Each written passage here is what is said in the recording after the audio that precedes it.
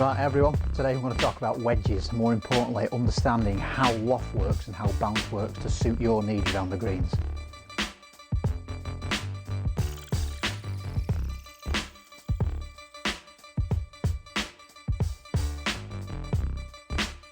Okay, traditional golf clubs come in 5 to sand wedge, 5 to pitching wedge, 6 to 4, whatever it might be. Now if you've got a golf club in your bag that's got this written on it here, which is an S, my bet is that you think that use that out of the bunkers. So that's a sand wedge, okay? There's no information on this golf club whatsoever as to what loft or what bounce is. It's just got an S in it, so modern day golf would expect to use it out of the sand.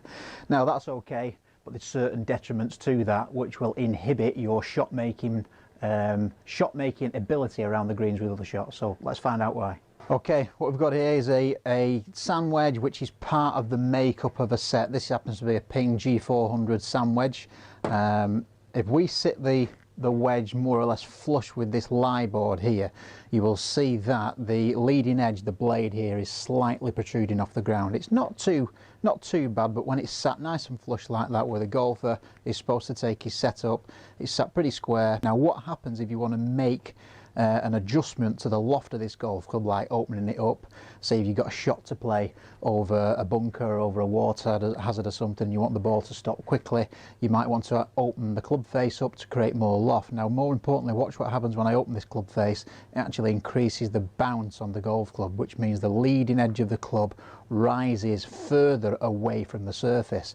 Now because of the design of this golf club and the amount of bounce it's got on it, this will inhibit your ability to make that shot around the greens because it's lifting the leading edge too far off the ground. So they're very good for a sort of a stock shot for people who come down steeply into the back of the ball. Diggers, we tend to call them in the golf trade, because the bounce will help you then stop the club digging in, enable it to move through the turf and interact with the turf properly. The problem again starts when you want to make adjustments to the loft of the golf club, which then the bounce kicks in too much. So let me show you an alternative. So we've got a traditional style wedge here. This happens to be my tailor-made wedge. Now this sits a lot truer to the ground at a traditional setup position, and also when I move the toe open to create more loft, it doesn't affect the leading edge too much. You see that there, that's a square position.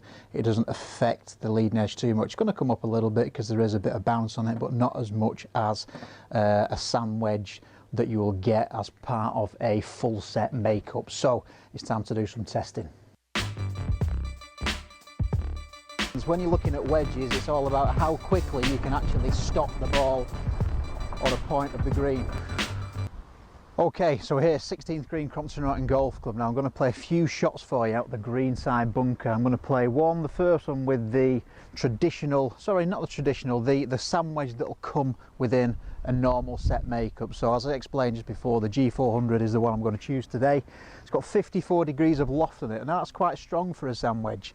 13 degrees of bounce. So the bounce and the loft have been designed by Ping to complement each other.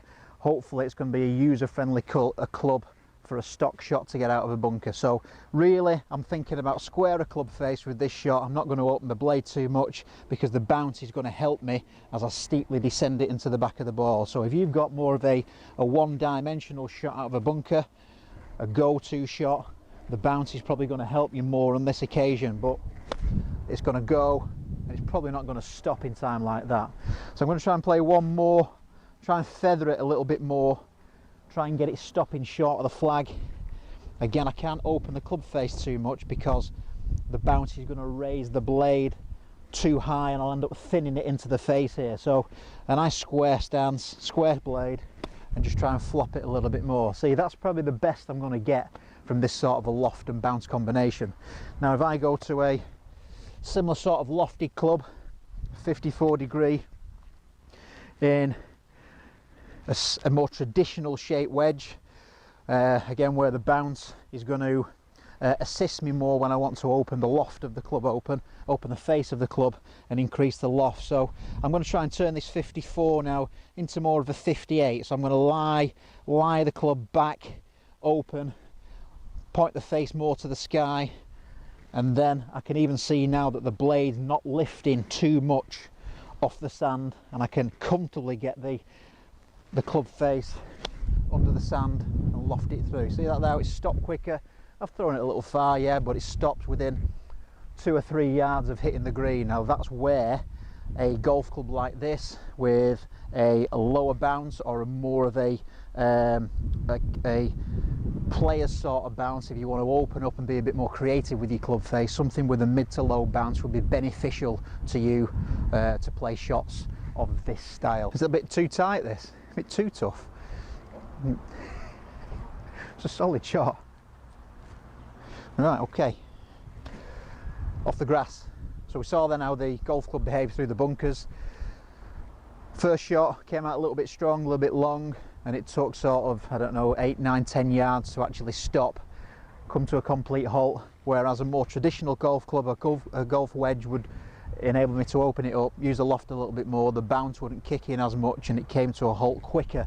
So I'm going to try it off the grass now. I'm going to go the G400 again, which has got the 13 degrees of bounce. Again, I can't really open the face on this. I'm going to try it and hopefully I don't sort of thin it or anything like that, but I can really feel that the leading edge is off the floor.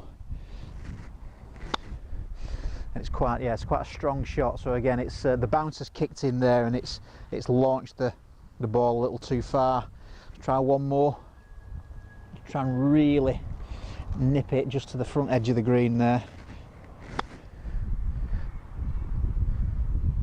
There. So there's quite a lot of rollout still with this golf club. I got the desired trajectory, but the spin and the control weren't there, which is obviously what you need when you're around the greens and selecting your wedge play. So it's all about how quick you want to stop this golf ball. So I've gone to my traditional sand wedge now, which is a 54. I'm going to open it up to be more like a 58 and just see if I can get the ball stopping a little quicker on the greens, just like that. You see, it's within a yard and a half. I were able to pull that ball up and ultimately get more control. Okay, this explanation demonstration today is all about really understanding loft in your wedge play, understanding what loft does for you or what it's supposed to do, how it affects the behaviour of the ball, and ultimately in wedge play what you're trying to do is stop the ball as quickly and as efficiently as you can do.